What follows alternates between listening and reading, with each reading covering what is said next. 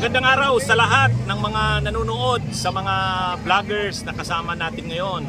Ngayon po yung itong pagtitipon ng mga grupo. Iba't ibang grupo ito na hahanda na para sa election sa 2028. Dahil sa totoo lang, alam lang natin malayo pa ang 28, pero ang bilis ng araw kaya kailangan talaga maghanda tayo. Lalo na tayo na mga grupong anti-Duterte. Kasi ang Duterte, kita nyo naman sila Sara at saka yung mga tao niya sa iba't ibang bahagi ng Pilipinas ay matagal na silang kumikilos noon pa tayo kailangan din kumilos na rin. Kaya natutuwa tayo na itong grupo na nagtutulak ng posibleng kandidatura ni Senadora Risa ay naghahanda na. Ang pagkakaunawa ko sa grupong ito,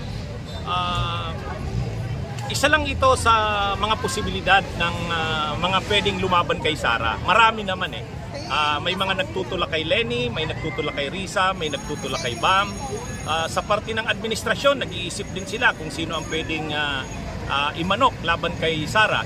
Pero ang malinaw dyan, lahat ng yan, si Risa, si Leni, si Bam, or galing man sa administrasyon, lahat naman nagkakaisa sa paniniwalang isa lang ang dapat lumaban kay Sara. Kaya yun ang maganda hindi naman talaga nag-aagawan. Ang pagkakaisa ay pagkaisa ang lahat laban kay Sara. Actually, ang totoo, ang sentimento, gusto ng marami si Leni. Kaya lang si Leni kasi hindi pa malinaw, tatakbo ba siya o hindi. Kaya nagkaisa na itong mga supporters ni Risa, maghanda na. Ito naman, ang alam ko, ang pagkakaunawa ng grupo, kung sa huli naman tatakbo si Leni, si Risa naman willing mag-giveaway. Pero kung hindi tatakbo si Leni, handa si Risang lumaban. At alam ko rin, sa parte ng administrasyon, mayroon din silang tinutulak. Pero ganun din, nang in-interview si John Vic Rimulyan, naririnig ko, sabi niya, handa siya, pero kung ang kailangan talaga, isa lang ang lumaban. Yan yung maganda. At ito, maganda dahil yung grupong sumusuporta kay Risa ay naghahanda na. Pero kung tatakbo si Leni, willing naman mag-giveaway si Risa. Ang importante talaga, handa. Yun yung kailangan. Kung hindi tatakbo si Leni, handa si Risa. At sana, yung pagkakaisa natin, lahat ng laban kay Sara, ay manatili hanggang bago ang 28. Kasi kailangan nating talunin ang Duterte at hindi na talaga sila dapat makabalik.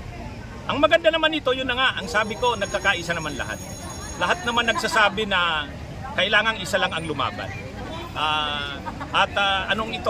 Itong nakita natin dito, nagkakaisa na si Risa, karapat dapat siyang maging Pangulo ng bansa naman sana Kasi tingnan nyo naman, sino ba ang paliwanag ni dating Senador Sonny Trillanes? Ang kalaban mo, Duterte. Hindi simpleng kalaban yan. Kailangan matibay ang dibdib. At yan, subok na dyan si Senadora Risa. Ang kalaban mo, mga tulad nila Cayetano, kita nyo naman, makakapal ang mukha. Hindi pwedeng ang panlaban natin dyan, mahina ang dibdib, mahina ang loob. Sino ba sa mga leader natin ang subok na? Sino ba ang hindi natinag ni Kibuloy? Sino yung marami takot kay Kibuloy? Sino ang nagpatawag ng investigasyon sa Senado? Si Senadora Risa. Yung lumilitaw na bagong doon sa bagong Kibuloy sa Mindanao, usbong pa lang kinitil na si Senyor Aguila. Sinong nag-imbestiga noon? Si Senadora Risa.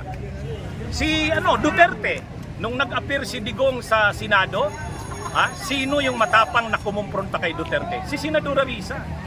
So, pakikipaglaban sa senior citizens, pakikipaglaban sa mga nasa laylayan, pakikipaglaban sa mga LGBTQ, pakikipaglaban para sa kababaihan, si Senadora Risa yan.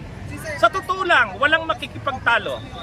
Kung karapat dapat maging Pangulo ng bansa, si Senadora Risa yon.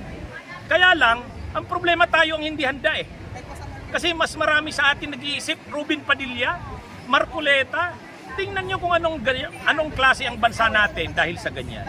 Si Senadora Risa ang karapat dapat maging Pangulo. Kaya lang tayo nag-aalangan. Sabi natin, ay masyadong matapang yan si Risa, kailangan naman medyo malambot, mabait. Hindi Di ba sabi natin kay Leni, si Leni kasi masyadong mabait.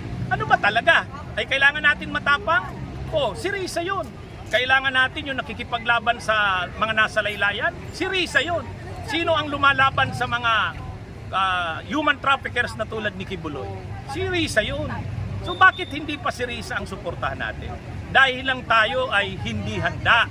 Kasi sabi natin, hindi kasi si Risa suportado ng mga trapo.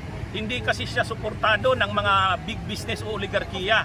Eh tayong mamamayan ang kailangang sumuporta sa kanya. Ba't hindi pa natin subukan ang isang, sabi kasi, si Risa kasi progresibo eh.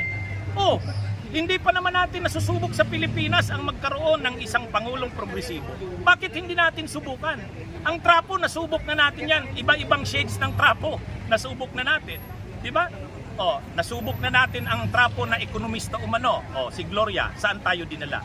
Nasubok na natin ang trapo na matapang umano sa mga kriminal, si Duterte. Saan tayo dinala? Di ba? Oh, itong mga nangyayari ngayon ng mga mali-malitang mga ninakaw sa pera ng bayan. Sinong lumalaban diyan? Si Risa. Kaya sa tanongin niyo ako, bakit Risa?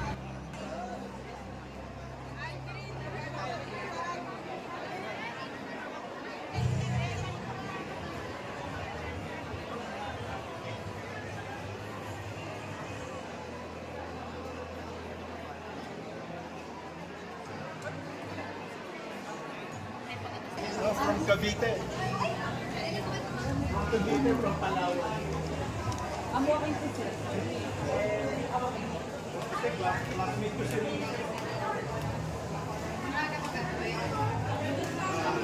Ito po yung registration nila dito, no? Ayan, mga bunyog guys. Oh, daming tao, no? Ito yung signature nila guys. Oh. Lahat po dyan ay naka-signature dyan kay Risa na. Daming mga sulat-sulat, oh.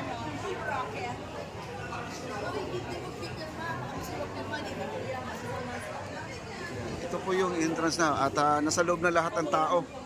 At mayroon pa rin mga dumarating, oh. Ayan po, kita nyo naman, oh. May mga dumarating po. Diba? Ayan po.